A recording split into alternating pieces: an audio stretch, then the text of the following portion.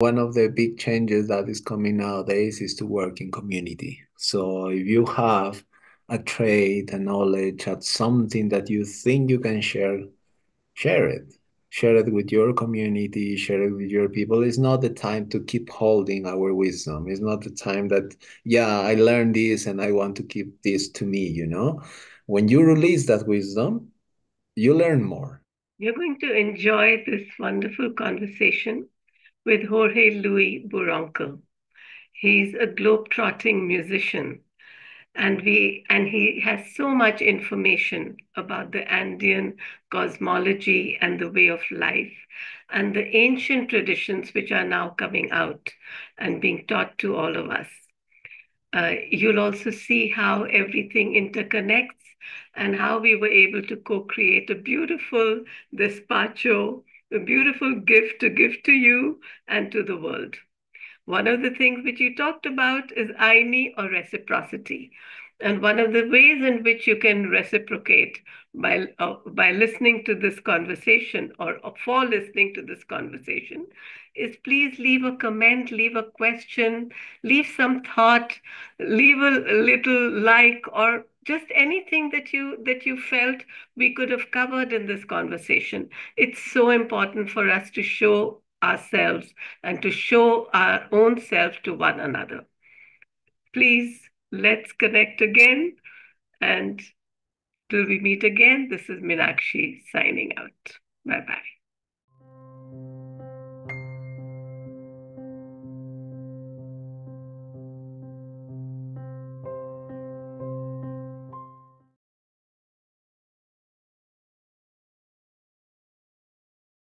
Welcome to Co-Creative Conversations. Today, I am your host, Meenakshi Suri, and I'm going to be speaking with Jorge Luis Bouroncle. As we do in every episode, I like to speak with people who are walking their talk and also talking their walk. I love that we meet people from all over the world, different points of view, and also from a different background, different cultures, and we get to know so much about each person. The most important thing for me has always been that I see people everywhere in the world co-creating a world that benefits all. And I saw that when we were meeting with Jorge, he kept using the word co-create. So naturally, I immediately jumped and asked you, Jorge, that will you be on the podcast? And I'm very grateful that you agreed. So let me speak a little bit about who Jorge is. Jorge Luis Bouroncle is a sound healer and a globe-trotting musician. We're going to talk to him about where he has trotted the globe. During his travels, he learned the power of silence and the power of sound through harmonic percussion instruments. This path took him to the School of Sounds in Peru, where sound is mixed with symbolism and Andean tradition. In his sessions, Jorge seeks to transmit the power of vibration and sound, along with the Andean worldview, which complements into powerful lessons. And I have actually personally experienced his different lessons and his sessions. His Instagram handle is handpan.jorge.pe, PE for Peru. And our conversation today has a theme that he suggested: be sound, be silence. So, welcome, Jorge, to this conversation. Thank you so much. Thank you for the invitation. It's such a pleasure to reconnect after these weeks away. Yeah, it's the silence after the sound, you know, to integrate the lessons that you received while you were here in the Andes. We need that coming back, you know, to coming back to our own space, to our own silence. And that's a beautiful thing to understand when we practice this in our lives. We can move, we can do so many things, we can work, we can travel, we can sound. Sound is a symbol. Sound refers when you are in that active mode, you know? And silence is when you come back to your to your space the space that you feel more welcome, more comfortable, and then you can integrate all this movement to you. That's what I refer with silence. Be sound, be silent. I love that. You know, when I was in the Andes, because I live in Florida, which does not have mountains where I live, I kept drinking in the Andes, and to me, although it is with another sense organ, it was like the sound of music. You know, because I was drinking the whole atmosphere. And then when I came back here, I sense the Andes with me always. I don't feel as if I'm in a place without mountains. So I think in that silence, or even in the absence of the presence of the mountains, they are still there. So in a way, what you're talking about sound, I'm also sensing it with other frequencies and the other sense organs that we have. I wanted to ask you, have you always lived in Peru? I born in Peru, and I think I spent up to my 23, 22, while I decided just to take one gap year and travel the world, try to experience all different cultures and try to find different music. I'm musician by trade. Like I learned how to play the guitar and the bass, and yeah, I wanted just to keep learning about music. That year became almost 10 years trotting, going from there to here, and more extreme traveling, not just by bus, start doing with the bicycle, start walking, start going to treks to mountains around. So that sense gave me this identity to try to find different sounds, but I never knew that I could use that in order to to create an idea in people. Yeah, well, pandemic was a huge teacher in this sense because the pandemic, it opened something. It opened my need of comforting, and the only friend that I have in that time, it was my handpan that I just bought it. So to learn how to play it myself, it was a meditation, an active meditation, because I was in a desert and I understood the power that those frequencies, that vibration has on me. So it could apply for anyone. I came back to Peru, and yeah, in Peru, I discovered that sound in many traditions around the world is part of the rituals, is part of everything. So I started studying it properly in 2021. Oh, okay. So where were you? What was the desert in which you learned, in which you started to play the handpan? It was the Nullarbor Desert. That's between Adelaide and Perth in Australia. So if you see the map, it's kind of a huge extension that there is nothing around, not even animals. It's really desertic place. And because of the pandemic, I went there to work. And yeah, I didn't lose my job, but I didn't have anyone.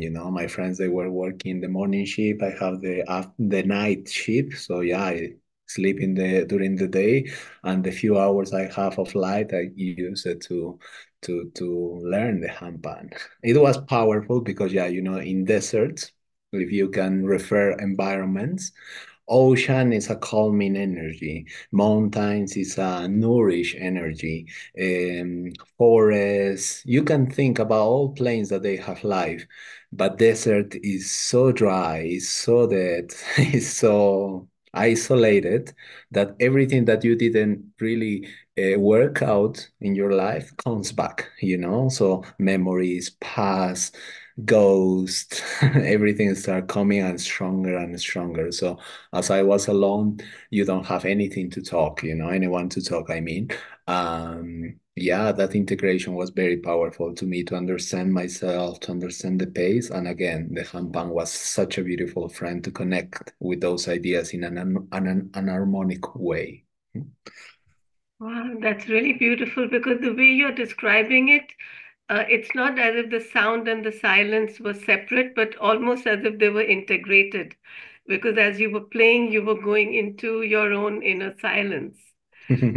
My maestro is Tito La Rosa, and it's funny how I met him because yeah, I always hear his music. He is such a powerful maestro here in the Sacred Valley, and yeah, I wanted to go to the Tibet actually, because in my conception, the sound healing come from the Tibetans, with the Tibetan singing bowls and stuff like that. So I thought that would be where the maestros are, but I never knew that we have maestros here actually in the Andes. And it was funny because in a gallery we have in Cusco, Tito just entered one day, like normal person walking, visiting on Sunday afternoon, and it's when we became friends. And ever since I started learning that.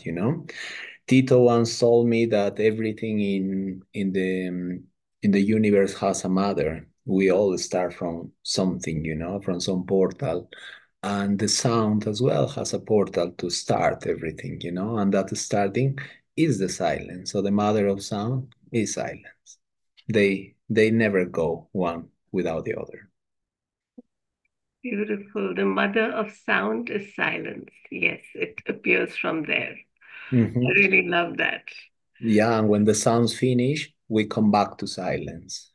So it's a cyclic thing. All the time is repeating that. That's why I was saying, in order to connect with something you want to do, something we want to create, our artistic part, our work, everything to integrate in an harmonic thing, it's important the silence. And we are learning that from holistic traditions around the world. Meditation, yoga, spaces with nature. Yeah, I can mention many, but silence is always the predominant in this one. So I can understand why. Then you stand up, you go on with life, and then comes easier in an harmonic way, whatever understanding that we want to do. That's the call. Start sounding. So, what other countries did you go to? Oh,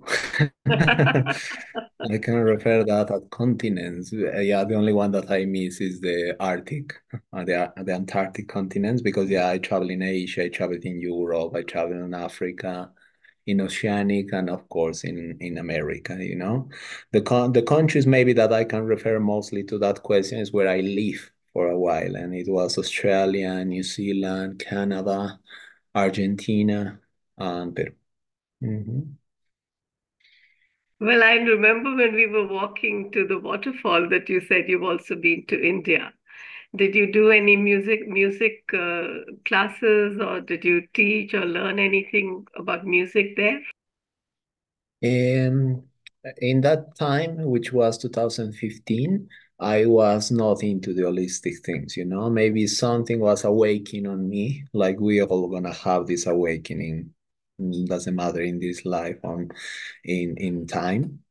But I was feeling the awakening in India and before in Southeast Asia, maybe in Thailand, in that.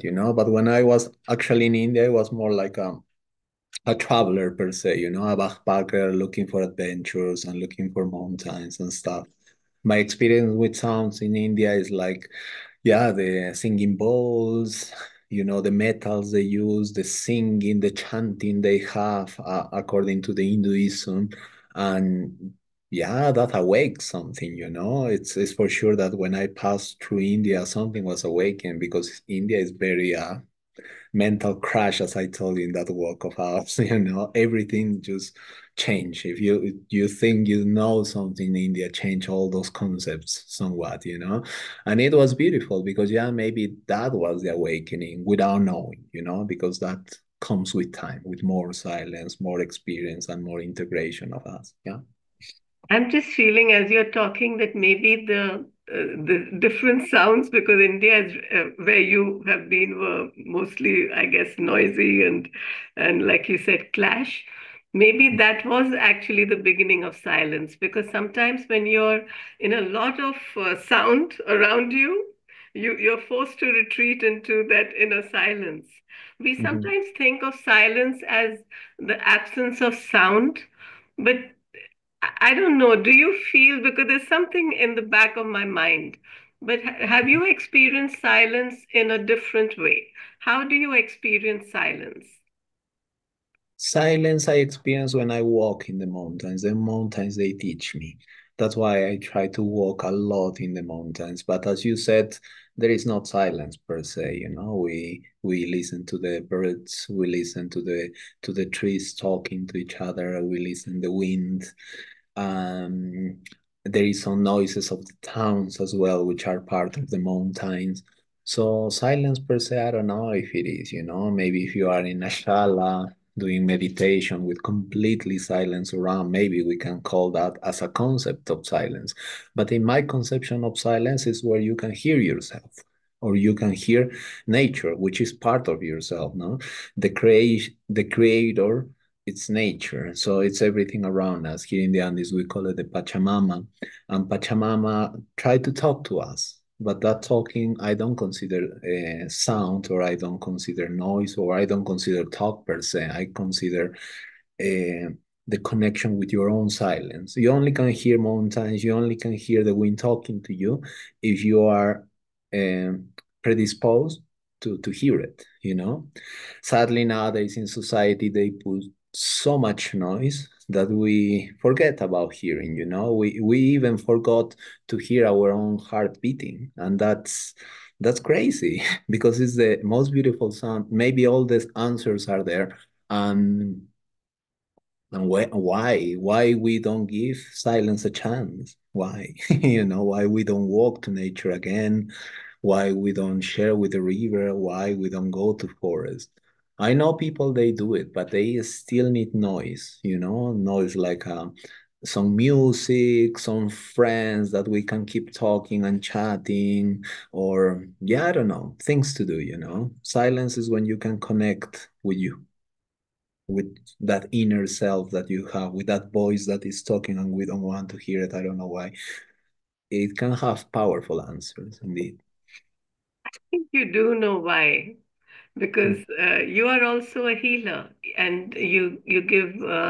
I know when you were playing the instruments, you also gently, in a very soft voice, you were saying some words which were allowing people to go into their own silence, into listening to themselves, and so I think that that part of it is clear to you, right?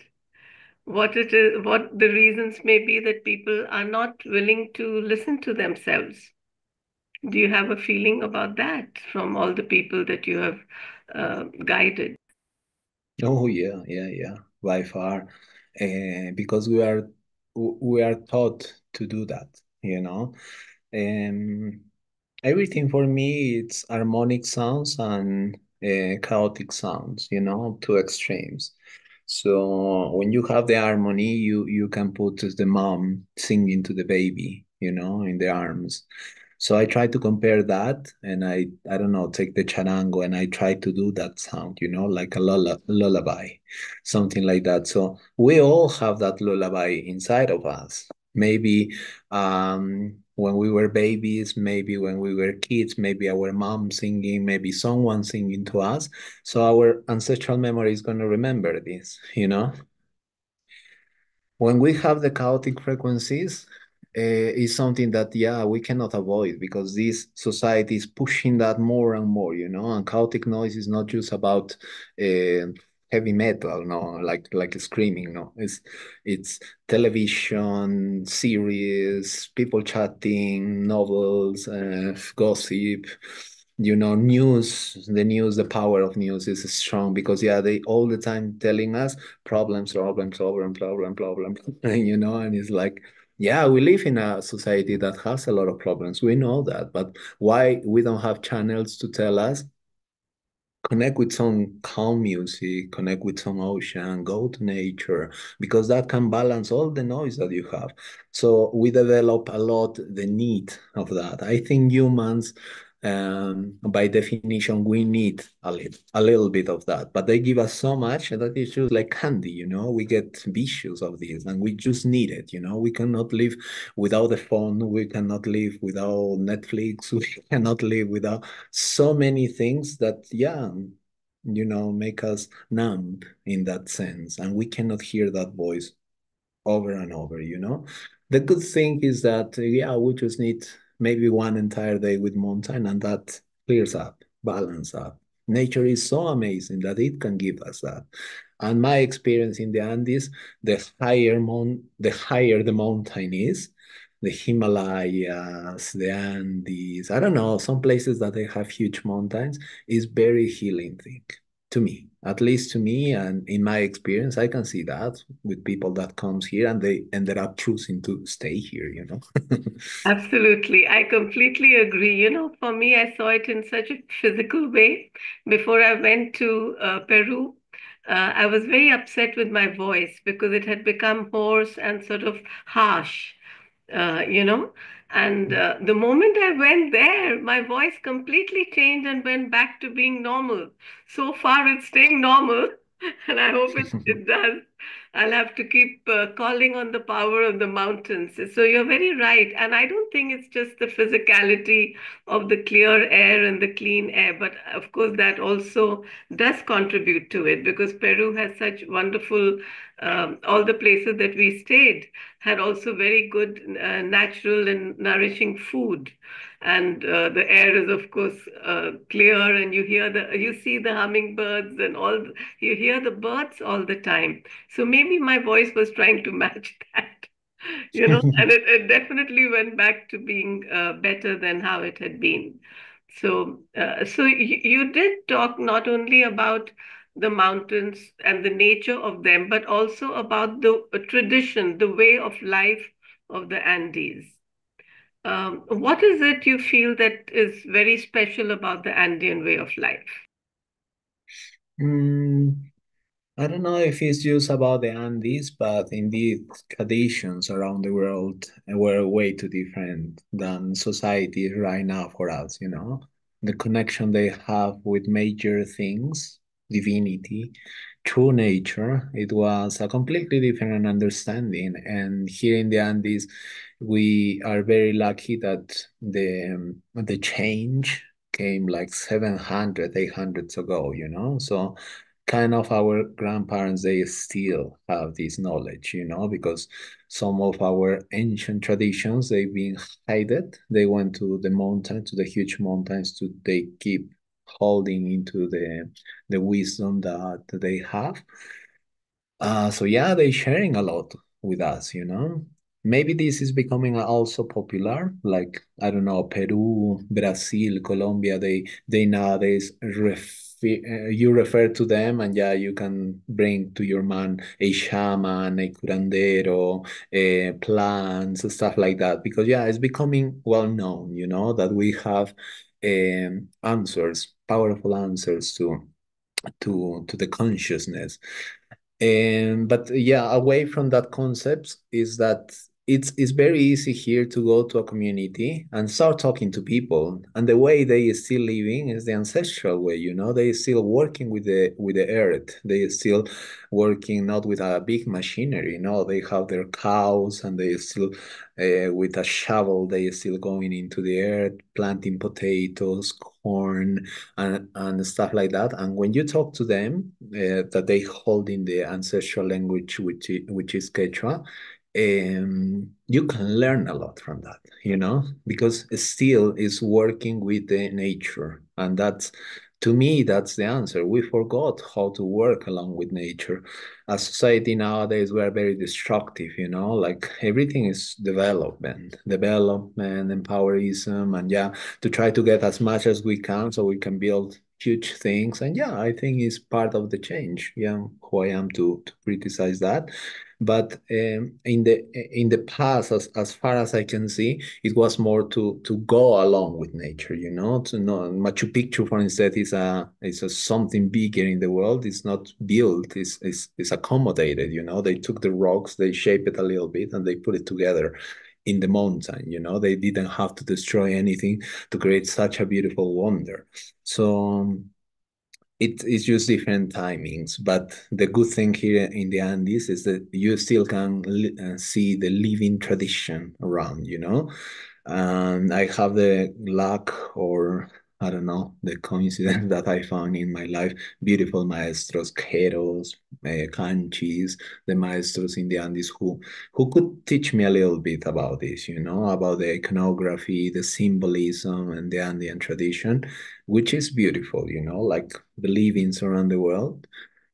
If you choose to believe in the Andean tradition, it's codes, You don't need to follow as a law. You put it on yourself and you choose to do it or not. But you know that what's the result, just like in some other traditions in the world. So, is this something I saw that actually, but sometimes I wondered it's because we were going to those places where the tradition is very much alive. But as you were growing up, was it very much the traditional or the ancient Andean traditions? Were they very much a part of your life, or was it something that you learned and came across later? Oh, came across later. 2021, maybe it was the awakening in this one because as I come from here, is you don't care, It's like it's so familiar that you don't really care, Like I didn't know my grandfather, she was a witch in a sort of way to say it, because she knew how to work with so many plants in the mountains, and I learned that when she passed, So it was for me. It would have been interesting to ask so many questions about plants, to try to learn and stuff like this, because she came from the high mountains in Peru. My family, they lost a lot of that because yeah, they from the city, from Cusco City, and yeah, society, even though it's not as much as other societies, still is a city, So yeah, I didn't learn this. No one pushed me into this. So we are a Catholic country, so they pushed me to that believing, which yeah, with time I lost it as well myself. I choose not to follow it, and yeah, but humans, we try to find answers, and more when you are a traveler. You get into those questions, who I am, what really I'm looking, why I'm traveling, why all the time in this movement, why, questions that I don't know if people ask themselves, maybe because the answers can be really difficult to face, and I found many of those answers when I came back on 2021. And where I came back to my hometown. And that's like, I don't know, the journey of the hero, You have to travel the entire world to come back home and find your treasure at home. And that's like, wow. So I don't need to move anymore. I'm still traveling, but more as a tourist to try to meet places because I think life is short and the world is big. But yeah, here in the Andes, I start meeting all these, and yeah, it's been 3 years that maybe I'm very active trying to understand more and more all the teachings, and try to structure it because um, yeah, here in the Andes, they don't have a way to teach this, because it's so deep in them that, yeah, you get sick and they just take one plant and they heal you, but they cannot explain you why this plant, or what's the effects on you and blah, blah, blah, I try to understand in a different way, maybe put some logic to the magic, which is not the right way, but I think just for me to understand, because there is a lot of magic here in the Andes. I experienced that. I wanted to ask you, I know you said that it's not everywhere, the Andean magic. I love that you call the logic and magic together. But when we were there in August, there was a Pachamama day and there was a Pachamama month. So is that something that everyone celebrates, observes, or knows about in some form, even in the cities? Oh, yeah. Maybe as well, it's not like we have a reason to that, or I didn't have the reason when I was kid, But my grandmother, my mom, and I was just driving to pick up Benito in order to go to the retreat that day. And there is many señoras, ladies, elderly or, adults, that they putting a lot of, these yellow colors in the front door, a lot of colorful colors like we use in New Year's Eve, but they doing that and they put in wine and they put in chicha maybe so integrate with us that we know that the 1st of August is the day of Pachamama. So we need to celebrate because in the Andean vision, that's the first day of the year, is the new Andean year. So it's a celebration thing, and communities usually they do some offering as we did in that retreat to say thank you, it's gifts we try to give to the Pachamama. So yeah, the symbolism there is exactly that. It's a new beginning. So everything that we receive, let's say thank you, and let's ask for something new or for what we need. That's why we do despachos and offerings. And that's very traditional in the Andes. So some friends of mine, they invited me in that 1st of August to go for instead to Canchis because yeah, there were some communities that they were doing that, and they do it in so many different ways, like with a lot of food, celebration, music. Music is amazing in the Andes, and that's another thing that I'm trying to understand into this power of sound. I know we are using some words which we know, but maybe not all our listeners may be aware of these words. So when you say Pachamama, how do you understand it? What is or who is Pachamama? Pachamama we referred as the spirit of that contains everything. So for instance, the understanding of Pacha, I am a Pacha. Me, I am a Pacha. You are a Pacha. And anyone that is hearing as a person is called Pacha because we gathered four divinities in ourselves, the four main grandfathers and grandmothers, which is water, earth, fire, and wind. We all have that. And many traditions around the world as well, they refer these elements as all humans, we have it. Um, so when you have those four elements, it's called a patch. So if everything that is alive, it is a patch. Everything that is a patch. And so the major pacha is called the Pachamama or the mother pacha, which is referred as the world because it's holding everything and it has the four main elements around. We can see those four elements everywhere in nature. So it can be referred as nature, as the environment, all the landscapes, all what we refer as nature, that's Pachamama.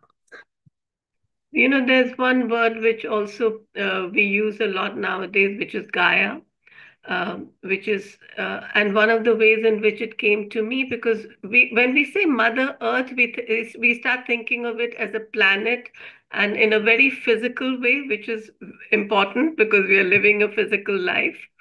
But I started seeing it as a consciousness.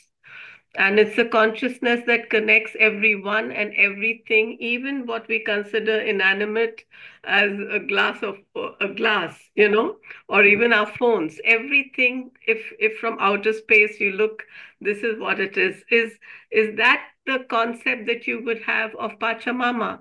That it's something very physical, but also metaphysical. Yeah, there is a difference there, and yeah, Pachamama is really well known nowadays, as a word. I don't know if as a concept, but yeah, they don't explain us the concept well as well. So it can be referred like that, Mother Earth, the planet. In the Andes, we have one other one that is called Alpamama. Alpamama, that's the planet. That's all the physical thing that we can refer. And we have Pachamama, which is the spirit of that Alpamama, because it gathers the entire thing. It gathers and nourish and make it grow and like a womb, receives all the energy in order to make it grow. Same with here in the Andes, we call our mountains the Apus, and they refer as the Apus, the mountains, but the mountain itself, the name is the Urco, and the spirit of the mountain is the Apu. So the Urco is what we can see, that major thing that we can see, but the knowledge and the spirit that we can feel, that's the Apu, and we have major Apus here in the Andes.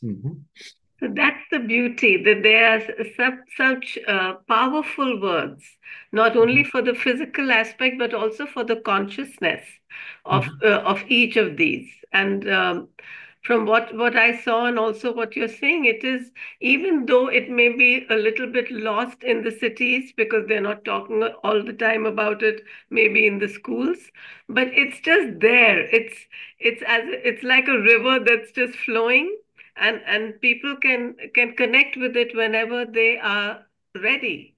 It's Mhm. like how with your hero's journey, you came home and you were able to find it, and then you saw that it was already there in in your grandmother. It had been there within her also. So I really love this aspect of the Andean way of life. I also wanted to ask if you can explain, because you said there are keros, and I think you mentioned another kind of guide or teacher in the mountains. But can you explain a little about who are the keros and the shamans? Is shaman a word that they use for themselves? No. The Queros, they are community in Peru. And as Queros, there is many. It depends on the region, it depends on the mountains. Usually it's a regional thing that we can call. And the one I mentioned, it was Canchis, because Canchis is in the south of Cusco, southern than the Ausangate region where the Queros come from. So it depends on the lineages that they have and what they can offer us as teachings. For instance, in the Altiplan in Puno, we have the Tiahuanacos. And the Tiahuanacos, by the time, they were perfect people that were with the rock. So when they were conquered by the Incas, is when the Tiahuanacos, the technicians, the engineers, I don't know how to call them, they've been brought to Cusco to create more powerful walls. So if you go to Sacsayhuaman, you can see that it's not perfect. It's not like really aligned. You see some walls in Machu Picchu, they like you cannot put a needle in between the rocks. So that's because of the techniques of different communities. So different communities, they have some different beliefs according. The Queros, they were considered the people that they connect with the divinity and they give advice to the Inca, to in the Inca Empire. So they were kind of the priests that they connect with different realms. So they have all that knowledge. At the same time, we have Queros that they were the doctors, the teachers, the wise people. So they can transmit the knowledge to the next generations. And so there were two of these, the Pampa Misayocs and the Alto Misayocs. The Alto Misayocs were the advisors, while the Pampa Misayocs were the teachers and doctors and this. They said, and there is many chronics about this, that these people, as they were looking at the stars or the symbols or what's coming, they knew the Pachacuti was coming. Pachacuti is the change. Everything is changing. Kuti and Pacha, as I explained, all reality is changing. Change of reality, Pachacuti. And Pachacuti was coming, so they knew that it was a very drastic and very violent change that were coming. So they took some of the high Inca raids and they hide them into two areas. One close to the Ausangate mountain, which is the sacred mountain close to Cusco, and the other one close to the jungle, and they were hidden by the Amazonic people.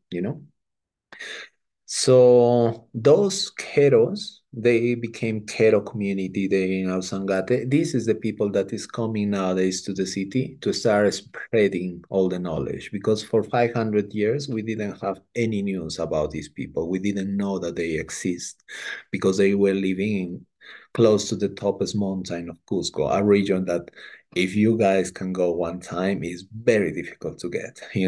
Nowadays there is a road and stuff you can drive there, but in that time, 500 years ago, how you get there? And in the other side, you have the jungle. So the jungle is very difficult itself to walk if you don't have a proper road. Manu National Park nowadays is not easy to explore, and they have these myths that yeah, there is some Inca buildings there as a lost city of the Incas or something like that. Because yeah, that was the separation of the Queros when they vaticinate that the change was coming.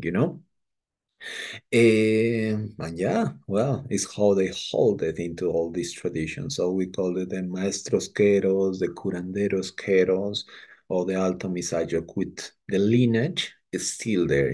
So we have some last names that we know they're from the lineage, and some of them they really open to teach. So my maestro, for instance, is the maestro that you met, Benito Apasa. And the Apasa last name, yeah, is well known here in Cusco as they many of them that they follow in the tradition, and they teaching. So as that we have the Paucar family, the Quispe family, and some families that they carry on the lineage of the Quero. And you ask about the concept of shaman. Shaman is coming, I think, from Mongolia, or I don't know which country in the world that they have that. But it's stuck pretty well here with the curanderos in the Amazon region that they work with plants. I don't know why. I don't know how, actually, but it's stuck and yeah, it's happening. But yeah, that's more Amazonic thing. Here in the Yeah. Andes, we call it more curanderos or Yeah. maestros. Hmm. I think it's very important to say the exact words that they use for themselves, you know, because it helps us to understand not so much the intricacies, but the fineness of every culture. In one Hmm. way, of course, we are all interrelated, but also each one is unique.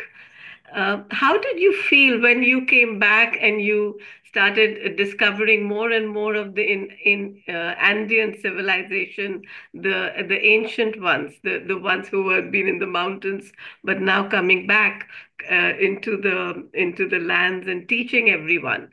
How was it easy to adapt and to adjust, and or did you suddenly have friends who said, "Who are you and what has happened to you?" I think it was easy. I mean, it's my hometown. So in my hometown is my family, it's my friends, and yeah, I have some sort of project that I follow nowadays. Is my work. So yeah, it was not as difficult to come back. I feel very welcome. But at the beginning of that journey in 2021, I met Rui and Mario, so two friends that they were some therapists.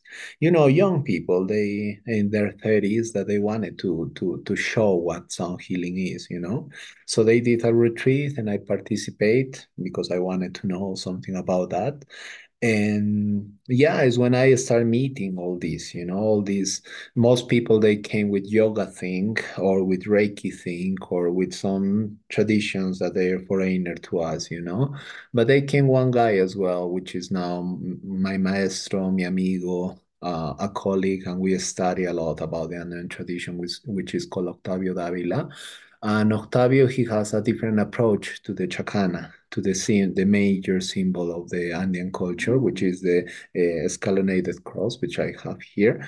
So in this friendship, we start talking a lot, and he was teaching me about this. And it's amazing when they said this when the student is ready, the teacher appears, and the master starts showing up just naturally, organically. Like I was coming a lot to the Sacred Valley, and is when I met some people, some of these maestros talking in a market in Combapati in the south of Cusco as well. I met some of these, and these friendships start creating natural bondings in order to learn. But Octavio, he was yeah, such a character to introduce me astrology, Andean cosmovision, Chacana, the Andean codes and stuff like that. And when you put on practice on you, it's amazing how you know them. You don't need really to read or to practice things, because here in the Andes we never have how you said we never write. We didn't have writing thing. So how the knowledge was transmitted through symbols, you know? So I remember Octavio told me, you just need to look at the chacana, you know, because chacana is going to open so many things. You just need to know more or less some concepts, and those concepts, they're going to come to you, you know? Like the tetrahedron, I think it's called in English, you know, the pyramid. The pyramids are everywhere and they have a powerful concept as a symbol. You just need to look at the symbol to understand what fire is, you know, because the tetrahedron is the transformation, is the transcending thing. So if they create the pyramids in Egypt to transcend something, it's because they knew this concept, you know, and we have it here as well, you know, the pyramidal thing. So the symbolism and the understanding, it was coming naturally to me. So I think I was ready to receive all these lessons, and that was beautiful because it was everything through sounds. There's so much actually. I feel when we are talking, I feel like going into so many different directions. And Mhm. one way that I'm looking at the chakana is that it can bring it all together, you know, Yeah. because you can go inside it and go all over the cosmos, like you're calling it the Andean cosmovision, or you can stay within it and feel very grounded and expanded at the same time. Almost, I'm looking at it actually right now as a symbolism for me. It's coming as a tree. So it can Hmm. be, it can ground you, center you, but also expand you in a very easy way, in a way that doesn't make you get lost. So actually, while I'm talking, I have to stop myself and coming back because my mind is going in all different directions. One of the ways in which I did want to come back is when you said Pachakuti is the changing. It's the change. Kuti is like the changing of the world. So Kuti refers to change, change. change, So something what that do we you know feel? it's change. Yes. So what do you feel is happening now? How would you put the question? Would you say what is Pachakuti doing now, or what is No, it's happening in the world now? You talk right now about the it's news, but happening. what do you feel is really happening in the silence of the world? Pachacuti is happening, you know. And here in the Andes, there is some places. I think you guys visit Pisac, and there, yeah, you can hear a lot of people saying that. In the mountains, we don't hear that, but we can feel that, you know. What's happening? Yeah, we are changing the paradigm, you know, we are changing the program. We used to have one program, and that program was the program for um, the strong believing in the shadow, because the shadow has so much wisdom that they can release that wisdom if you dare to go into the shadow. What I mean, all this time we've believing in religions, in these sort of believings that they always have a knowledge, you know, something powerful to share to all the people, but yeah, you need to earn it, you know, you need to go through the steps of the code of the laws of the religion in order to get this, you know, whatever religion we are talking about, you know. So if you dare to took this path, you make it. That illumination, this wisdom, this knowledge, this power, I don't know. That was it. So yeah, we used to live under this, you know, under these, yeah, powers, you know. But nowadays it's amazing because you just need to type something in Google, in YouTube, and you get everything, you know. So it's not the shadows anymore. We are in a time of light, and the light shows you everything, you know, shows you even things that we don't want to see, you know, like there is so much misinformation around information, things we can use, we cannot use. And it's amazing because when I was kid, which is 30 years ago, there was not as much as information now, you know. Right now I want to do a tom yum soup of Thailand. I Google it in YouTube and I have the recipe and I can do it myself in my kitchen right now, you know. It's crazy, crazy how the information is there, you know? So that's the first change, information. So people is not gathered to receive knowledge from someone wiser anymore because you can be that wise person. So yeah, then you can see how many influencers, YouTubers, people that they can show whatever they want to show. They can show about music, they can show about gossip, they can show about society, they can show about holistic spiritualism. It depends who these people are, but now we have a platforms to show whatever we want, you know? That's another change. So what's bringing this now? People with a different thinking. I have a cousin of 19 years old that she knows a lot about computers, so she can program anything she wants, what she can create from now on, you know? So what we can create from now on, with all this information, with all these new tools, AI is a great tool if you use it as a tool. So how we can, what's coming? And that's really interesting question, you know?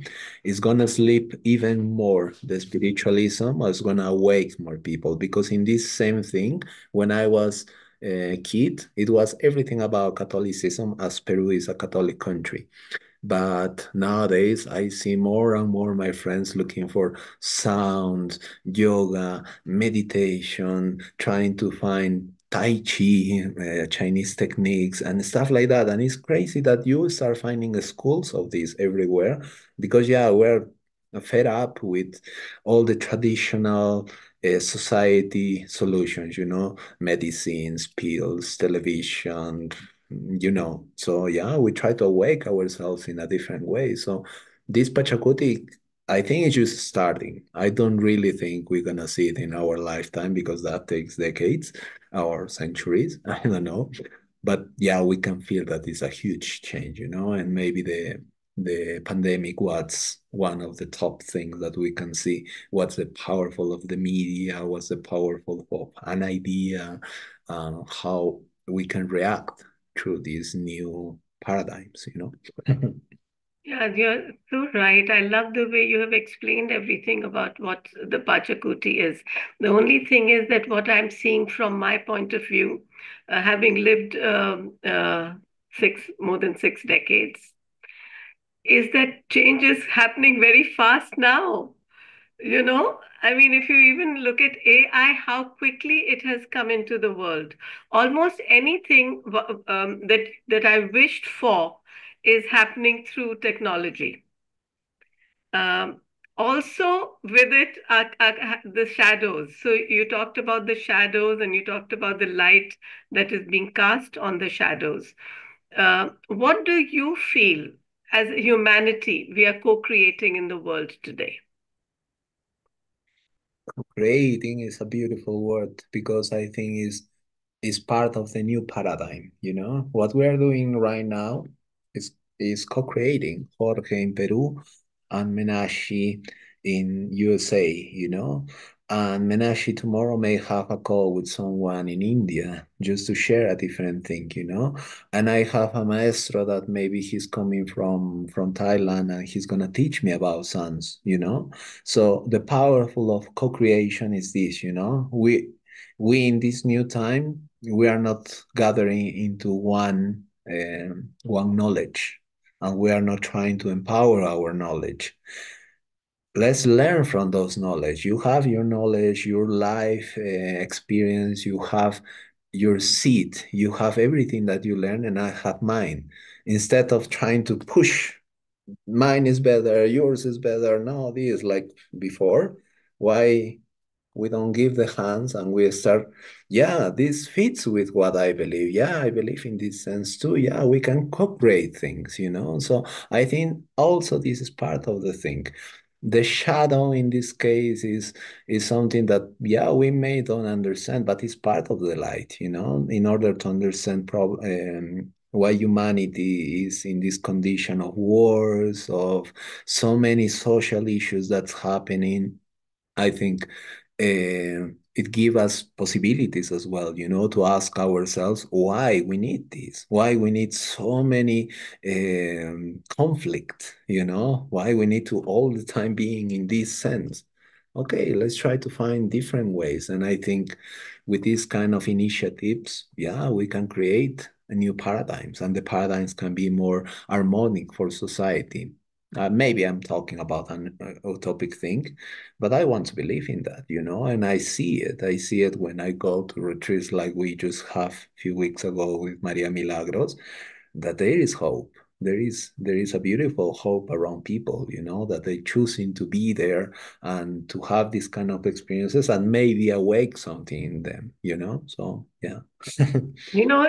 I see that even when we had the session with you in Maria and Andreina's retreat, when you were playing so many different musical instruments, and yet all of them, they co-created this whole session for us, this whole experience for us, the outer sound, the inner silence, everything came together. We were able to look into our own light, our shadows, everything emerged. So were all those instruments from the Andes, or were they from different countries, different Oh traditions? yeah. Yeah, well, I have a set again as ex-backpacker. Maybe I'm still backpacker, I don't know. I try to pick as many instruments in my way. So not all of them are from the Andes. I have some modern instruments, and I'm very happy with that because it's part of the same concept. Why should I just play Andean music or Andean traditional things while there is so many beautiful vibrations around the world and so many beautiful frequencies that can be part of the journey. So again, I don't need to push the Andean thing. I want to introduce so many new things into my sounds, and it creates so much. Because I also think of silence as a space. So, one of the things that Maria had said is that the Andes and the Himalayas are connected. And I wondered, how are they connected when physically they're so far away? But then I learned that the Andes also were under the ocean. And so, in the ocean, they were connected through water, through Mhm. space. So maybe the mountains are wanting to listen to the sounds, not only to give us information, but also to receive from us the sounds of different places. I really Mhm. felt such a beautiful sense when you were playing all that music. Even though we could hear different sounds and different feelings, each of them just melded together so beautifully. Yeah, so I do see how I'm loving how the Pachakuti of music is happening through what you're saying. So I'm going to ask you a few short questions, and whatever is the first thing that comes to your mind. What distresses you about the world today? Hmm. Why we all need to have the reason. Why? What Um, gives you hope? huh? What gives you hope? What gives me hope to see more and more people connecting with nature, to see uh, parents taking to their kids to nature. I think that's a beautiful answer. And what's one message you would like to give to the listeners? Hear yourself. Give it give it, I don't know, 5 minutes, 10 minutes, 15 minutes, as long as you can in your day, because you're gonna see how much silence can do for you. But silence, really silence. And again, I think if you were hearing all this conversation, you got a chance to know what silence is, a moment for you. I'm not talking about going to a space where you don't hear anything. No, a time for you, just for you. You like to paint, paint. You like to listen beautiful music or whatever music you like, listen it. Um, Connect with that, connect with that inner voice. And in some point, just shut up everything, stop the world. Because when you stop the world stops. You are the you in the universe. So just stop it and you'll see how everything connects much better, integrates much better. Give me 1 sec. I'm just gonna bring my charger because my computer is gonna fail. Just 1 sec, please. Okay. Jorge, as we've been talking, I almost feel as if we've been making a despacho. I know that I may be, for me, this conversation has been like a gift.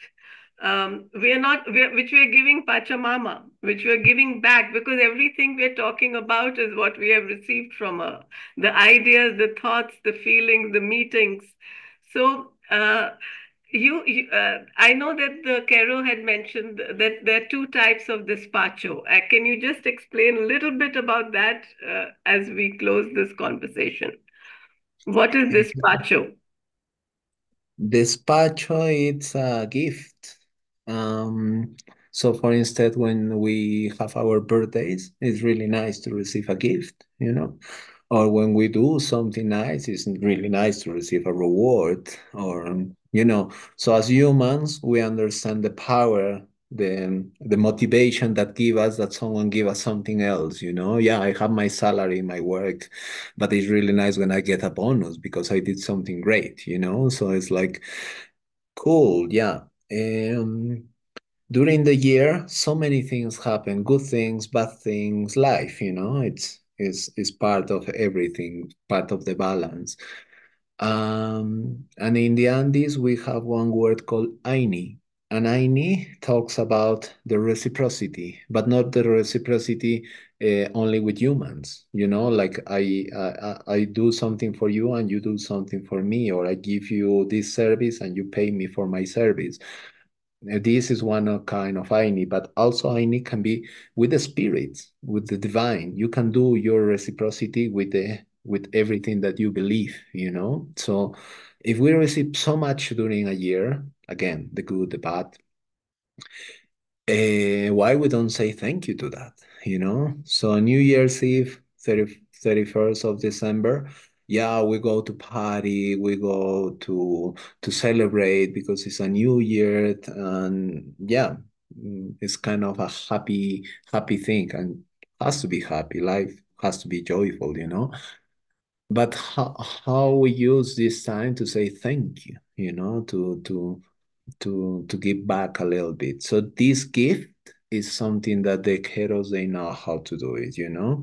And it's not one kind of despacho. There is many kind of despacho. It depends on the intention that you want to put on that gift, because we believe when we give despacho to the Pachamama, to, to the earth, she's gonna give us back. So the intention that you put in that altar is what we try to put. So despacho contains a lot of elements of abundance, like rice, beans, sugar, candy. I don't know, so many elements that when you saw it, when you see how they creating these, it's a beautiful mandala. And yeah, it's beautiful what you just said, that in this conversation is kind of a despacho because we're putting, yeah, sound, silence, worldview, what you think about this and this. So yeah, it's elements that you're putting there, and at the end you bury it in the earth or you burn it. It depends what you want to do. If it's a nourished thing or if it's a transcendent thing. So for instance, we bury it while we were in the retreat because we have an intention, and that intention needs to transcend, needs to be transformed in what we ask. So that's why we burn it.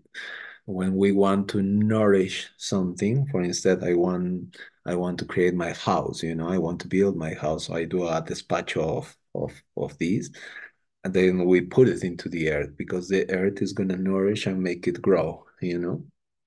It's different concepts indeed, but more or less this is the idea of the dispatcher. It's a gift to say thank you and to request. So it's like thank you so much, but also please, I need this, Yes, it's I need. beautiful. Yeah.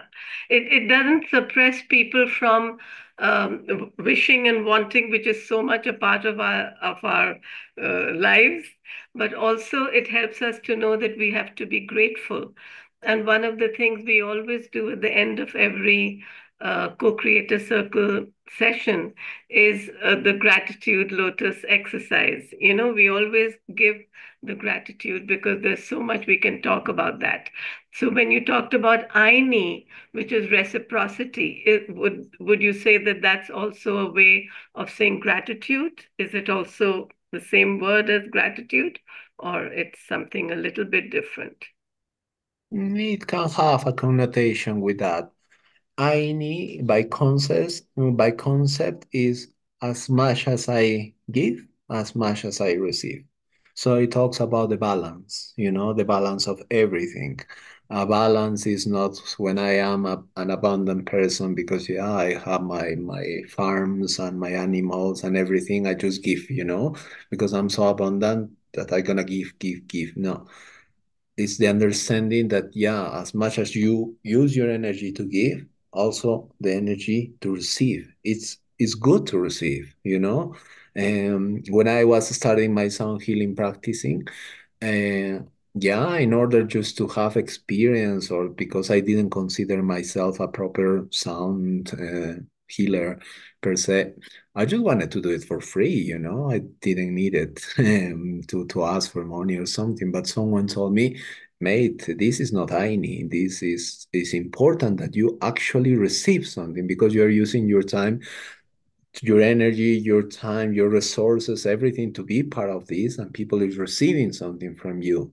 So it's okay that that energy gives you something back, So I need is how to balance that, The other side around would be that I take from everyone, I just like to take and I don't like to give. Well, we know that's a huge disbalance, and well, a lot of society takes a lot and they didn't they don't give back.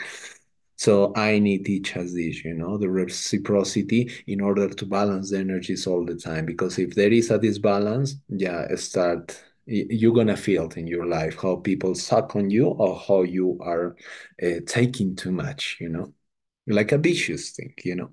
Yeah, it's a very beautiful balancing way of, and I saw Aini in even in the shopping when we were doing, and I asked, I was buying something little from one of the vendors, and I said, "Can you give me a discount?" And she did, and then I felt I must give her something back, so I gave her a gift, and then she gives a gift back to me, something, so. I saw that so much in the Andes. I saw that among so many people. I'm so grateful for this conversation, Jorge. Do you have any last thoughts you want to share? That one of the big changes that is coming nowadays is to work in community. So if you have a trait, a knowledge, at something that you think you can share, share it. Share it with your community, share it with your people. It's not the time to keep holding our wisdom. It's not the time that, yeah, I learned this and I want to keep this to me. When you release that wisdom, you learn more. You expand that wisdom. So you don't have just this small thing that, yeah, it's gonna give me so much. No. Now it's time to open the hand and just give it as much as you can.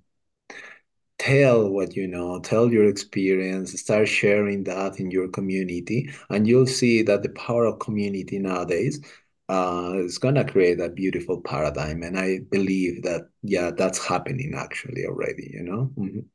Yeah, thank you, Jorge. I'm also looking forward to the workshop that you'll be giving at in our Unconditional Love Month, which is next month. One of the things which we didn't talk about is Monai, but we will talk about it maybe then.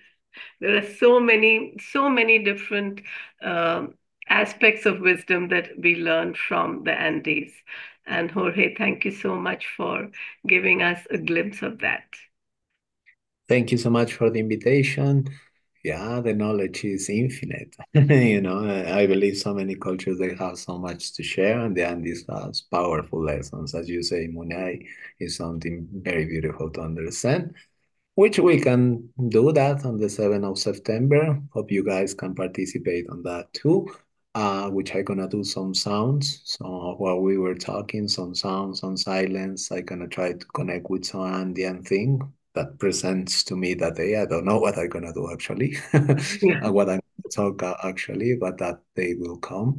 And yeah, well, let's see when we can keep sharing all this. Thank you Yeah. so much for the invitation. Thank you.